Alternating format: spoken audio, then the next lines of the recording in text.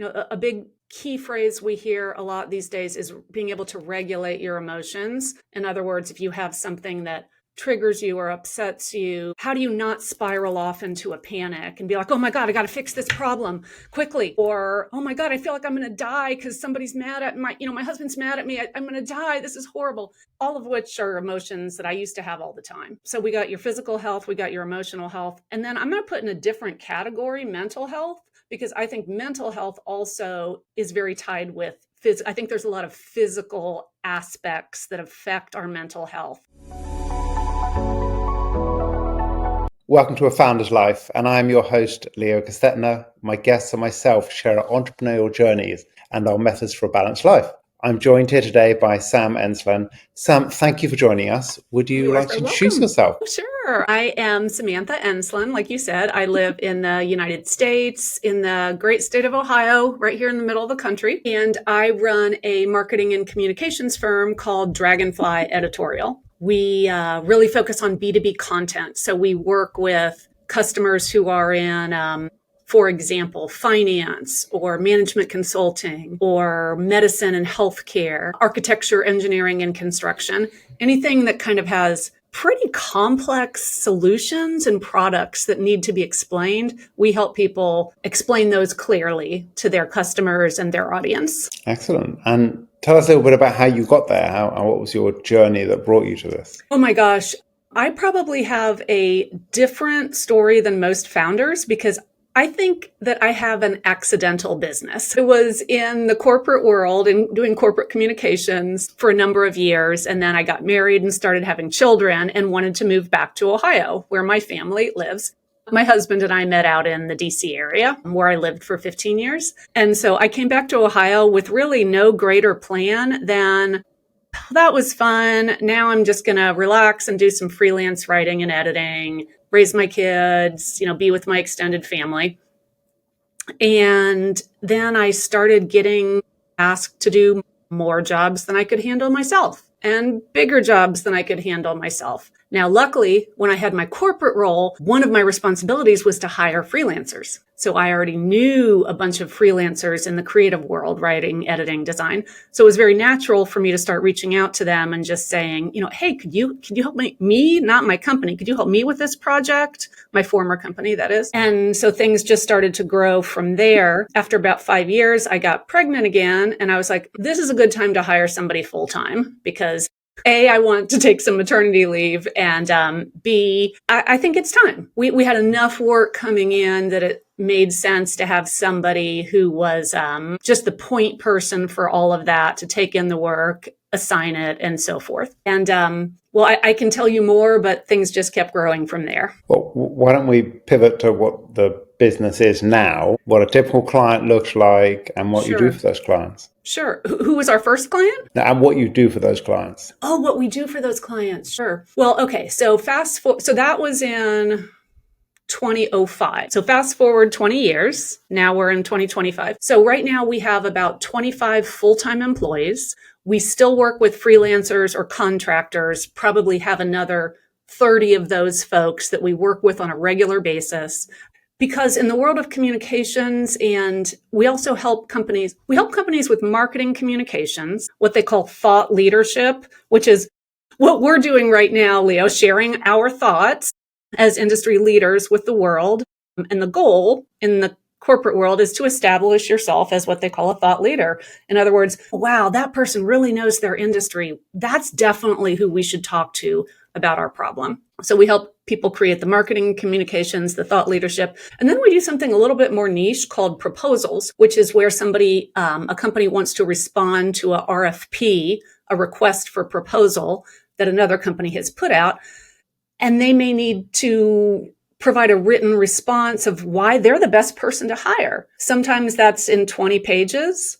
If you're responding to a government RFP, it might be in 500 pages or 2,000 pages. I kid you not. In the US, we have Medicare, Medicaid proposals to win like a state Medicare job those, like I said, those are in the 500 to 2,000 pages. It's kind of crazy. Anyway, because of those different types of work and the different types of companies we have, it tends to be very cyclical. Well, actually, cyclical is not even the word. It's more like a roller coaster that never ends. Sometimes the work's really up, sometimes it's really down. So that's why it works for us to have a core group of full-time employees, but then they are backed by that really trusted group of contractors. And that lets us scale up when our customers have a lot of work and then scale down when they're quieter. So that's kind of our size today. The type of work we are creating, it's like I said, it's in those three different categories. But what that looks like, that could mean writing or designing websites or web copy, blog pages, brochures, fact sheets, what they call white papers, which is nothing more than just a fancy word for a report on a different topic. So reports, annual reports, really social media, just about video, just about any type of written or verbal communications that a B2B company wants help creating to connect with their audience. That's where we come in. Sounds pretty varied, although I'm still stuck around that 2,000 word governmental report. I'm sort of wondering, an AI, an AI could probably take that 2,000 page, 2,000 page, sorry, 2,000 page report. And I think, an AI could probably take that and take it down to maybe 5 pages. So could a human, but you wouldn't have the patience, you'd fall asleep. But an AI could take that down to 5 pages. But the government would probably still, even if they had an AI reading it, taking it down to 5 pages, they'd probably still want the 2,000 report, which is just ridiculous, because what you do with all this paper.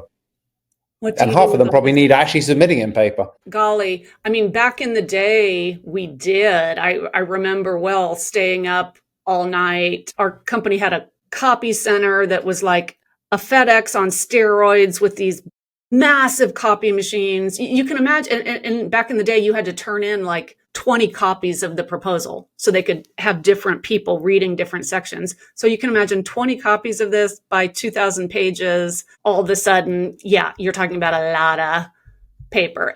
And no, largely that's not done anymore. Everything is submitted digitally. I'm still trying to work out. I look at my tax return that is like, I don't know, that thick. And I try understanding what actually is in it. There can't be more than 100, 200 different numbers, maybe presented a whole bunch of different ways.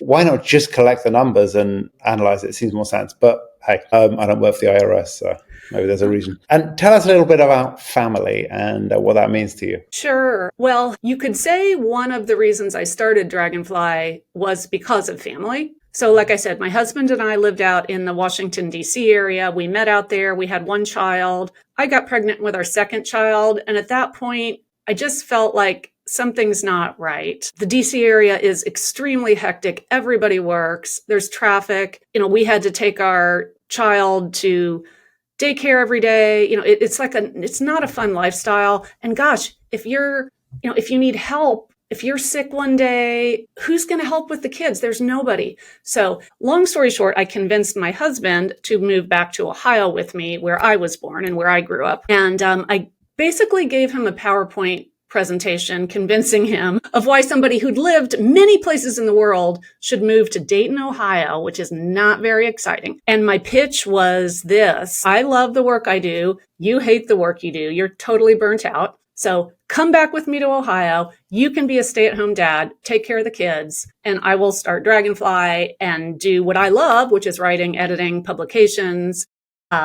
and somehow support our family doing that. And guess what? My parents are there to babysit the kids when we need, so we can go to the movies. So this was my big pitch, and he went for it. And so we've been here ever since, which is now coming on 20 years. Unbelievable. So the decision to start Dragonfly actually was driven by a desire to have a better quality of life, if you will, for our kids. Not financially better quality of life, but better quality of life in terms of having a parent who's home with them during the day. And how old are the kids now? Now they are, I'm going to say 23, 21. And then we have Tommy, who's still in high school. She's just getting ready to turn 16. Excellent. Nice big family. And what does health mean to you? And I often think of health as, that could be sleep, that can be mental health, nutrition, fitness, whatever that looks like for you. Well, that's a big Excuse me, that's a big question. And for me, a really complicated question because I feel like that term work-life balance is so overused. So I'm not even going to start with that. I mean, to me, health is a balance of physical health, a balance of emotional health. A big key phrase we hear a lot these days is being able to regulate your emotions. In other words, if you have something that triggers you or upsets you, how do you not spiral off into a panic and be like, oh my God, I got to fix this problem quickly. Or, oh my God, I feel like I'm going to die because somebody's mad at my husband's mad at me. I'm going to die. This is horrible. All of which are emotions that I used to have all the time. So we got your physical health, we got your emotional health. And then I'm going to put in a different category, mental health, because I think mental health also is very tied with I think there's a lot of physical aspects that affect our mental health, probably even in more ways than are currently recognized by the medical establishment, if you will. So the past 5 years for me specifically have really been a journey of trying to get all three of those in sync. The physical part has largely been easier for me because I've always been an athlete my whole life. Work out, I play competitive tennis, but the mental health and the emotional health have been much more challenging. And the way that all three of those dovetail together to create how you exist and how you interact with the world on a day-to-day basis, for me has been very complex and something, not saying I'm perfect now, but I like to think that I have untangled a lot of confusion in those three. None of us are perfect. Life is a journey. We hopefully improve a little bit every day.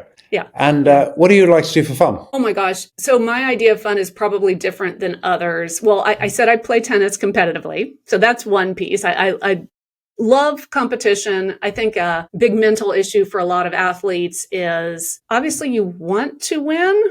That's kind of the point of competition. But at the same time, you can't care about winning. You have to care about the process and what personal effort you're putting into it, what you're trying to accomplish. And then if you win, that's just a bonus. So that's kind of like the mental game. And honestly, Leo, older I get as a competitor, the more I feel like dealing with the pressures of playing tennis, dealing with the strain translates so directly to regular life because okay, so let's take a tennis match. I can really cater my diet to optimize my stamina and my health.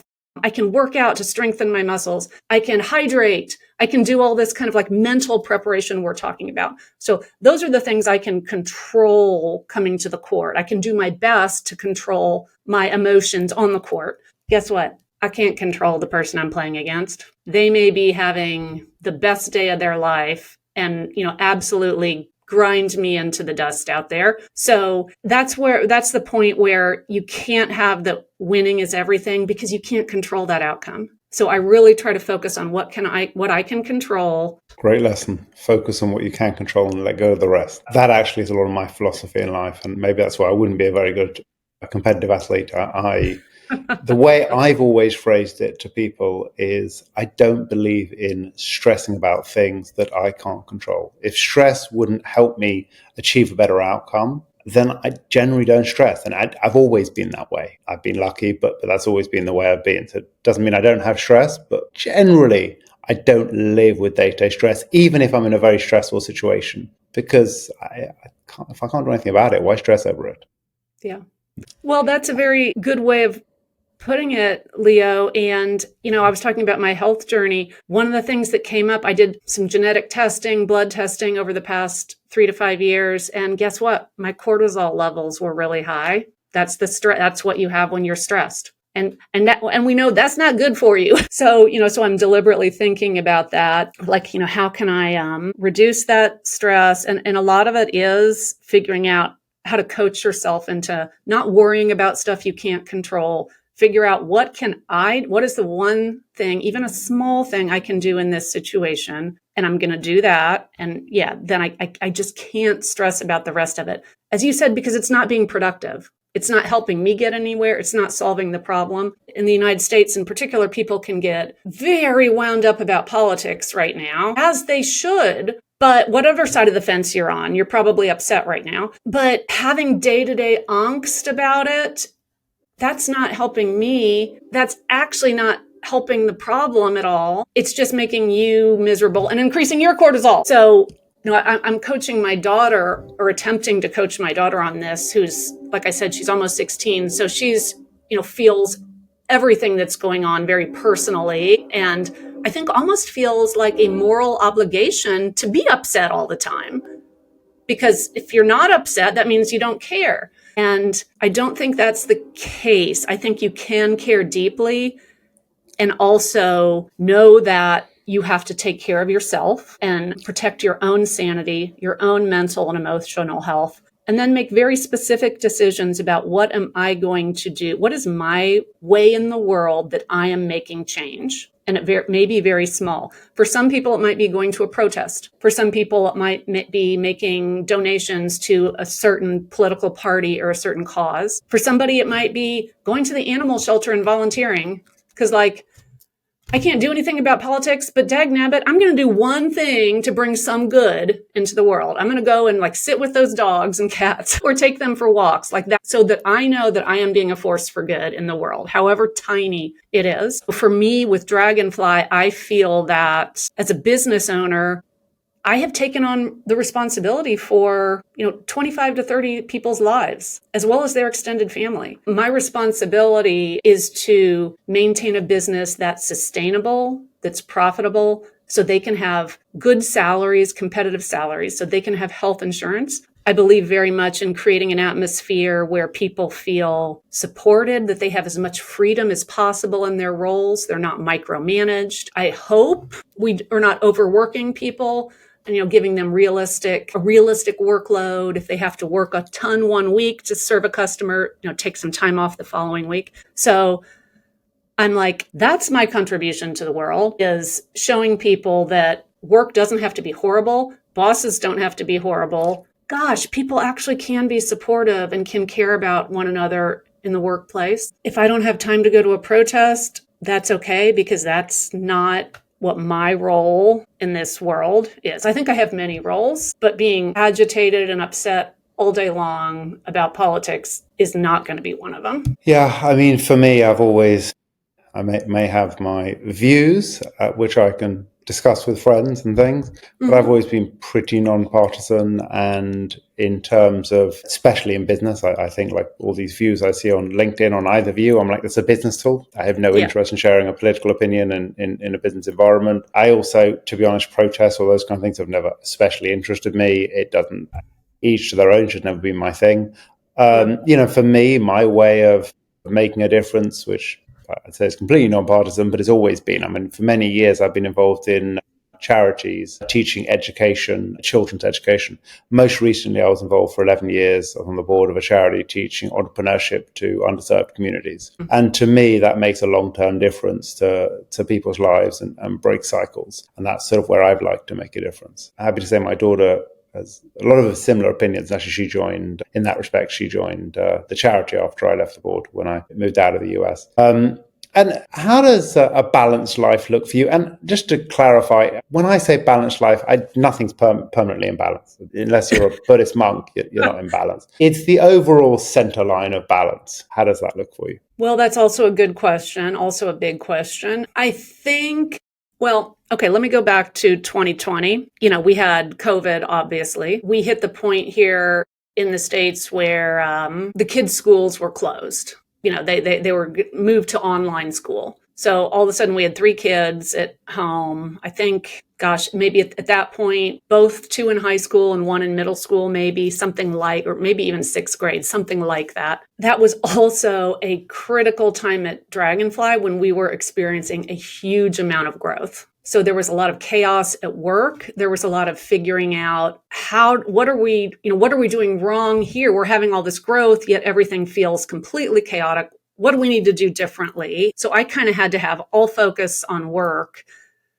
But at the same time, my kids are sitting home, like rotting on the computer all day. So I started coming home. I was like, I am just going to go to work and focus, and I'm going to be done at 3 o'clock, and I'm just coming home at 3 o'clock.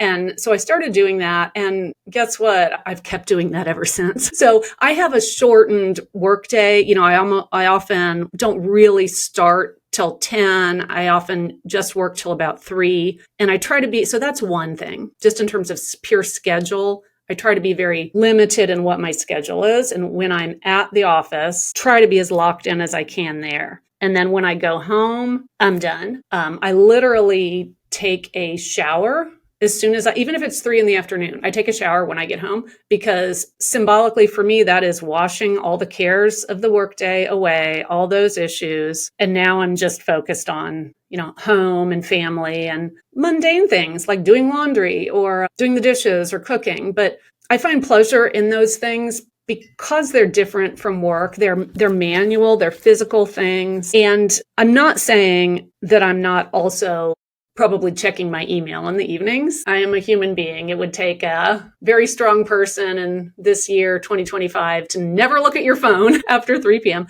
So I do, but not in a way that I feel stresses me out, or there's extremely rarely any case when I would check my email, say at 8 p.m. and be like, oh my gosh, I got to go work on this thing. It's more just kind of keeping an awareness in the back of my brain.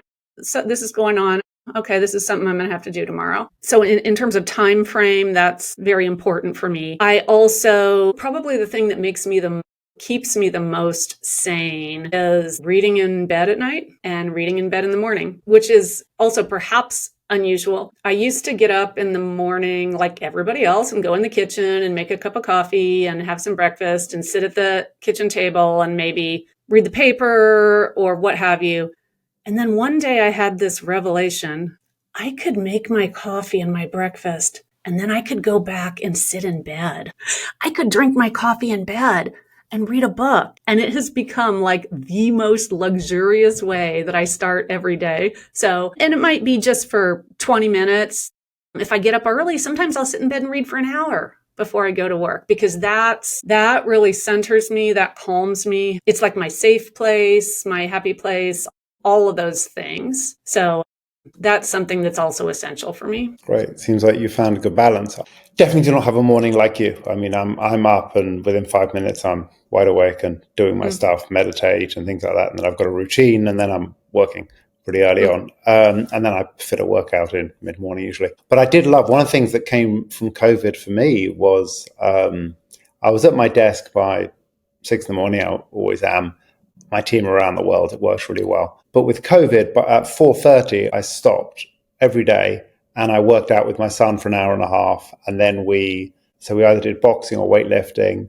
And then we had dinner and watched some TV together, and it became a routine. And That's great. Everyone who knew me knew, I don't do, maybe once or twice a month, I do something in the evening, whether it be business or friends, actually. I stopped doing stuff in most evenings because, to be honest, I always knew my son, he's off at college now. I always knew it was a limited period, so I was happy to take any time I could do with him. And I loved that time, and I know he really loved it as well. So that's one of those nice things that came from us all agreeing to be locked in our homes.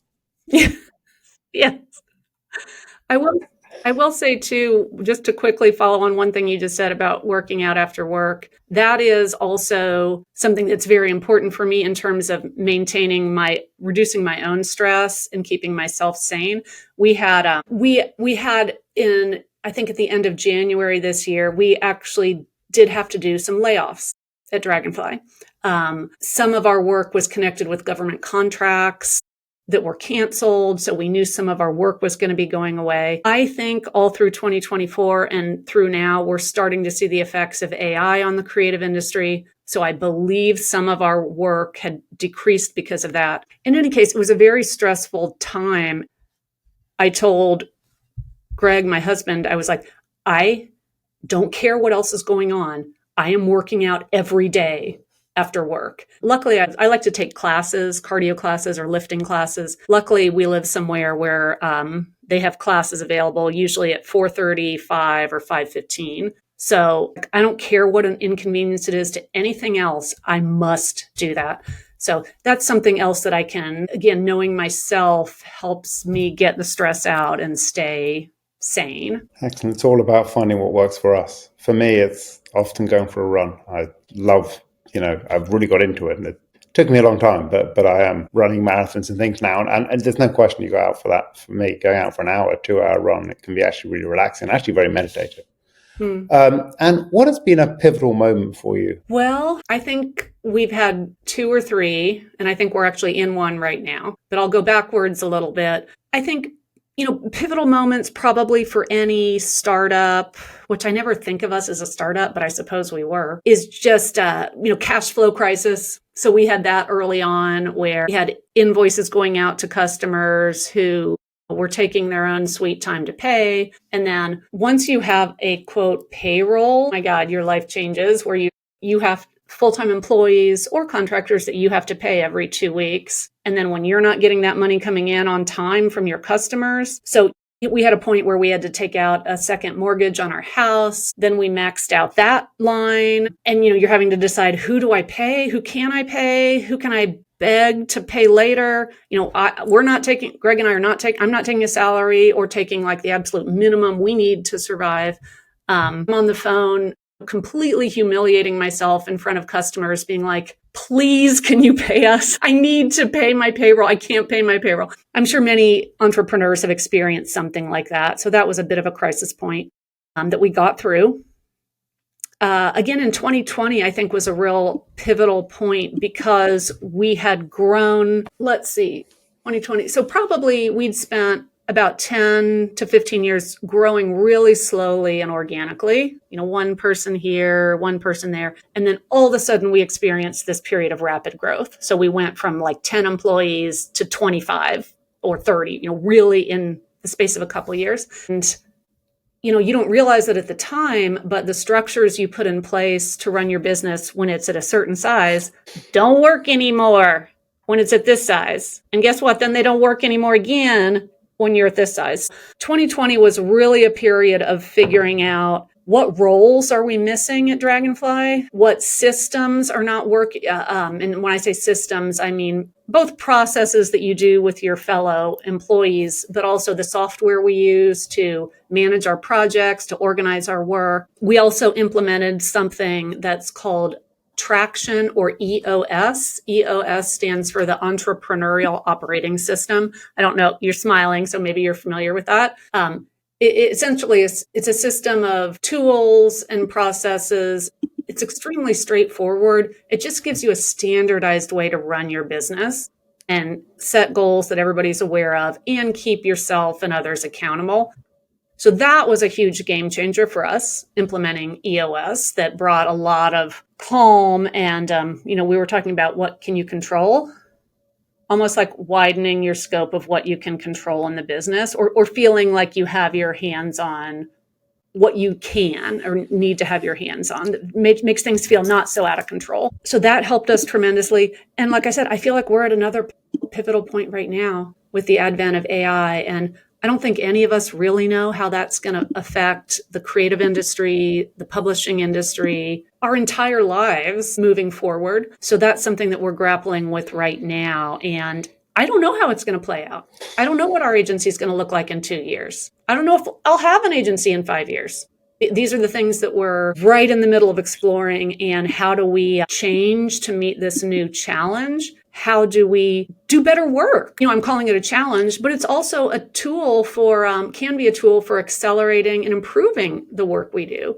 So how do we harness that for the benefit of ourselves and our customers? This is just a huge challenge that I never thought I would have to face this after 20 years. You think like, oh, at that point, you should be just like on autopilot. Everything's just groovy. Well, no, I think we're facing the biggest challenge we ever had. Well, thank you. I mean, look, I love your brutal honesty with all of that. And I think that is really the entrepreneurial journey. I think, it is, you're ducking and diving, and, that's the nature of, an entrepreneur. Unless your business really gets to that massive scale, well, you still have to do some of that, but it's a little different. Yeah, most small businesses, which we're all running to one extent or another, that's the entrepreneurial journey. And there's nothing easy about it. I often, when I talk to sort of high schoolers and I mentor them on, the entrepreneurial journey and things, and I'm like, well, if you want the easy option, it is not being an entrepreneur.